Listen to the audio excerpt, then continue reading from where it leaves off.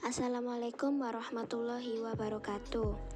Di video kali ini, kami dari kelompok 10 Pasar Modal Syariah akan menyampaikan materi mengenai transaksi derivatif, forward, dan future. Adapun anggota kelompok 10 adalah yang pertama, Rizkina Anggraini Budi Cahyani dengan NIM 12402193371. Yang kedua ada Yuni Retnaning Tiastuti dengan NIM 12402193382, dan yang terakhir ada Elva Inayasari dengan NIM 12402193387. Baiklah, langsung saja pada penyampaian materi. Materi pertama yang akan dibahas adalah mengenai pengertian derivatif. Dalam dunia keuangan, derivatif adalah sebuah kontrak bilateral atau perjanjian penukaran pembayaran yang nilainya diturunkan atau berasal dari produk yang menjadi acuan pokok, atau juga disebut sebagai produk turunan atau underlying product. Dalam pengertian yang lebih khusus, derivatif merupakan kontrak finansial antara dua atau lebih pihak-pihak guna memenuhi janji untuk membeli atau menjual aset yang dijadikan sebagai objek yang diperdagangkan pada waktu dan harga yang merupakan kesepakatan bersama antara pihak penjual dan pihak pembeli. Adapun nilai di masa mendatang dari objek yang diperdagangkan tersebut sangat dipengaruhi oleh instrumen induknya yang ada di spot market. Dari berbagai definisi yang dikemukakan di atas, dapat ditarik suatu pengertian pokok dari apa yang dimaksud dengan transaksi derivatif, yaitu yang pertama, transaksi derivatif merupakan instrumen keuangan atau financial instrument. Yang kedua, transaksi derivatif merupakan instrumen untuk memperdagangkan resiko atau trading risk.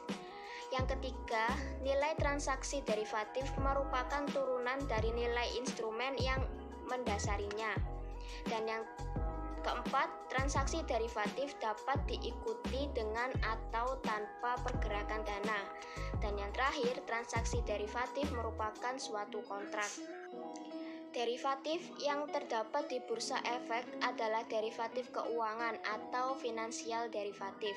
Dengan dasar hukumnya antara lain yang pertama, Undang-Undang Nomor 8 Tahun 1995 tentang penyelenggaraan kegiatan di bidang pasar modal. Yang kedua ada SK Bapepam Nomor Cap 07/PM/2003 tanggal 20 Februari tentang penetapan kontrak berjangka dan opsi atas efek atau indeks efek.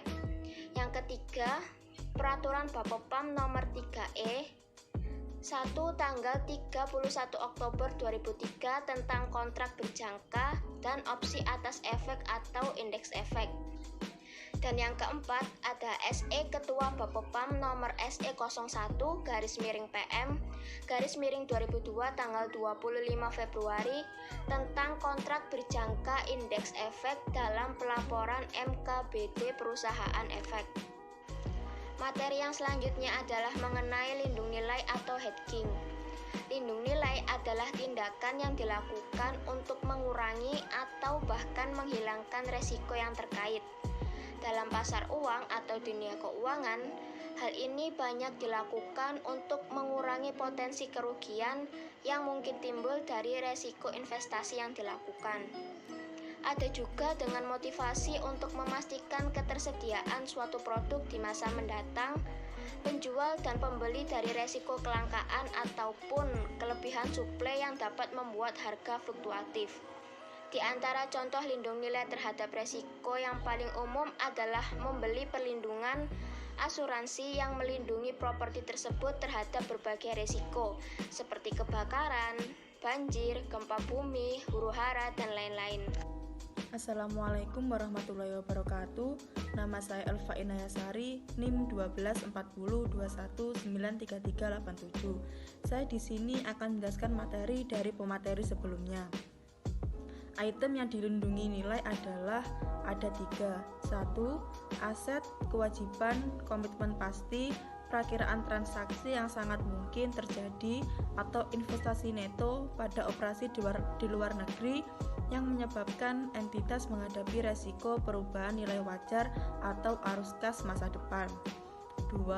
Sekelompok aset, kewajiban, komitmen pasti, perakiraan transaksi yang kemungkinan besar terjadi atau investasi neto pada operasi luar negeri yang memiliki karakteristik resiko yang serupa. 3. Bagian dari portofolio aset keuangan atau kewajiban yang berbagi resiko yang dilindungi nilai untuk lindungi nilai portofolio suku bangsa. Komitmen pasti berdasarkan uraian di atas adalah perjanjian yang mengikat untuk mempertukarkan sumber daya dalam kuantitas tertentu pada tingkat harga tertentu dan pada tanggal atau tanggal-tanggal tertentu di masa depan. Materi selanjutnya adalah macam-macam transaksi derivatif. 1. Kontrak berjangka atau future contract. Kontrak berjangka adalah perjanjian atau kesepakatan untuk membeli atau menjual aktivar tertentu pada saat tertentu dengan atau pada harga tertentu dan dalam kurun waktu tertentu di masa yang akan datang. Dalam pengertian yang lebih khusus, future contract adalah sebuah kontrak untuk membeli suatu komoditi tertentu seperti jagung atau kedelai maupun surat berharga seperti saham dan obligasi pada tingkat harga tertentu pada masa yang akan datang. Salah satu manfaat yang bisa diberikan kontrak future adalah untuk melindungi nilai atau hedging aset yang dijadikan patokan dari ancaman resiko ketidakpastian perubahan harga di masa depan. Ada dua alternatif posisi hedging yang bisa dilakukan investor, yaitu short hedge atau menjual future dan long hedge atau membeli future. Manfaat lain yang bisa diperoleh dari transaksi kontrak future adalah sebagai ajang spekulasi untuk memperoleh keuntungan dari perubahan harga yang terjadi. Pada spekulator hanya mengejar return dari pergerakan harga di masa depan saja, sehingga jarang melakukan transaksi pada perdagangan komoditas atau aset yang menjadi underlying pada kontrak future secara fisik. 2. Kontrak penyerahan atau forward contract. Transaksi forward adalah perdagangan yang dilakukan pada suatu waktu, akan tetapi barang yang dijual tersebut akan diberikan pada masa yang akan datang. Dalam transaksi forward, harga, jumlah barang, waktu, dan tempat penyerahan barang telah ditetapkan ketika penekanan kontrak. Namun, uang maupun barang komoditas baru diserahkan pada waktu yang disepakati tersebut. Dalam transaksi ini, harga ditentukan oleh kekuatan dan penawaran terhadap komoditas barang untuk batas waktu yang berbeda-beda.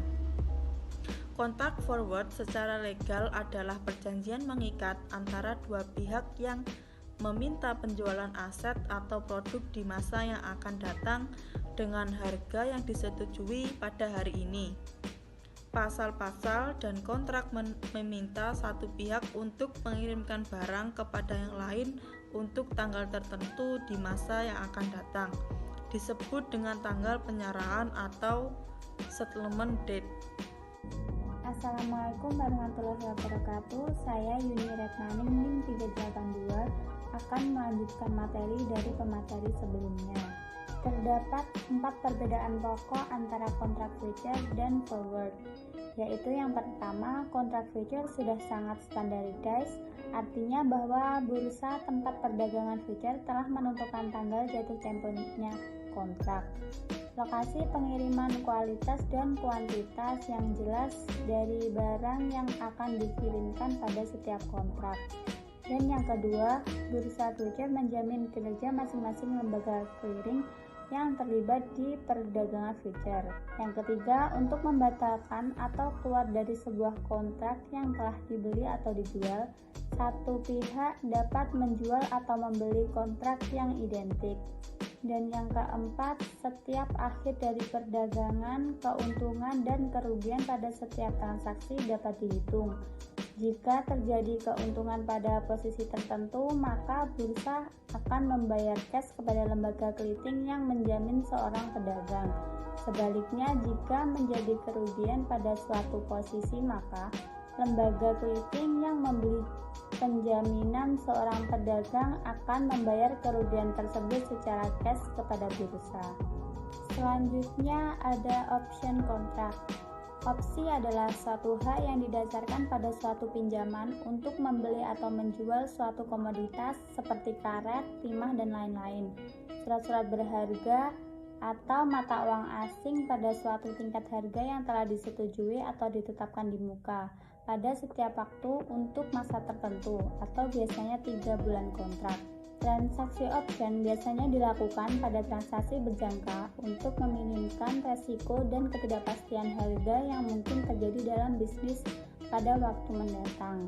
Kontrak opsi pada dasarnya dibedakan atas dua macam, yaitu yang pertama call option atau opsi beli, memberikan hak kepada pemegang untuk membeli sejumlah aktiva finansial pada harga yang tertentu, yang disebut strike atau exercise price pada tanggal tertentu sampai dengan hasil beli tersebut jatuh tempo.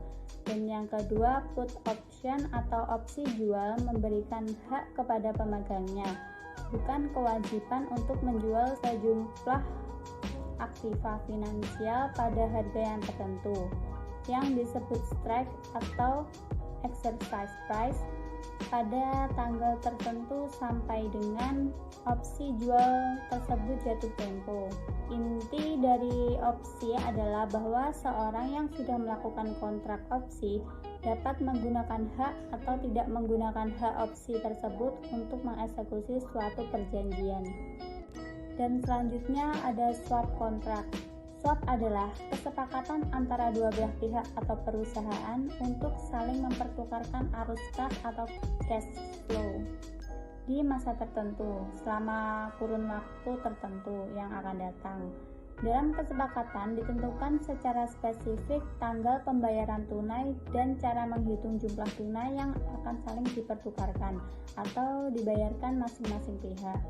Biasanya di dalam perhitungan telah dipertimbangkan atau diperhitungkan nilai yang akan datang, seperti tingkat bunga, kurs mata uang, dan variabel-variabel lainnya yang relevan. Dalam swap, dua pihak menukar kewajiban utang untuk menggunakan mata uang yang berbeda. Masing-masing pihak setuju untuk membayar kewajiban bunga pihak lainnya. Pada saat jatuh tempo, jumlah pokok yang ditukar biasanya sejumlah nilai tukar yang disepakati di awal. Swap biasanya dilakukan melalui perantara seperti bank komersial. Sekian dari saya, akan dilanjutkan ke materi berikutnya. Materi terakhir yang akan disampaikan adalah mengenai prinsip dasar hedging atau lindung nilai menggunakan futures. Aktivitas lindung nilai dalam hal ini adalah penggunaan transaksi futures sebagai pengganti atau substitusi sementara dari transaksi di pasar spot. Sepanjang harga spot dan harga futures bergerak bersama-sama, adanya kerugian pada satu posisi atau spot atau futures akan dihapuskan atau offset dengan adanya keuntungan atau profit di posisi lainnya. Ketika jumlah kerugian dan keuntungan sama besar, maka lindung nilai ini dinamakan lindung nilai sempurna atau perfect hedge. Macam-macam hedging dengan futures yang pertama yaitu cross hedging. Kontrak futures yang digunakan untuk melindungi nilai suatu posisi di mana sebuah portofolio atau satu instrumen tidak identik dengan underlying instrumennya dinamakan cross hedging atau hedging silang. Di sini, cross hedging menimbulkan satu resiko lagi. Risiko bahwa pergerakan harga tanah sebuah underlying instrumen tidak dapat secara persis mengikuti pergerakan harga portofolio atau instrumen yang dilindungi nilainya. Lalu yang kedua ada short hedging. Short hedging digunakan untuk perlindungan terhadap penurunan pada harga spot dari instrumen finansial atau portofolio di masa datang atau perlindungan terhadap kenaikan tak terduga dari tingkat suku bunga. Dalam melaksanakan short hedge, pihak hedger akan menjual kontrak futures di mana dia berjanji untuk melakukan pengiriman. Dengan adanya short hedge, maka pihak hedger telah menetapkan harga masa datang saat itu dan mengalihkan resiko perubahan harga kepada pihak pembeli kontrak. Dan yang terakhir ada long hedging. Long hedge digunakan untuk perlindungan terhadap kenaikan pada harga spot dari instrumen finansial atau portofolio di masa datang, atau perlindungan terhadap penurunan yang tak terduga pada tingkat suku bunga. Dalam melaksanakan long hedge, pihak hedger membeli kontrak futures di mana dia berjanji untuk menerima pengiriman. Sekian presentasi dari kami kelompok 10. Apabila ada kurangnya, kami mohon maaf sebesar-besarnya. Dan semoga apa yang telah kami sampaikan dapat bermanfaat untuk audiens yang menonton. Terima kasih. Wassalamualaikum warahmatullahi wabarakatuh.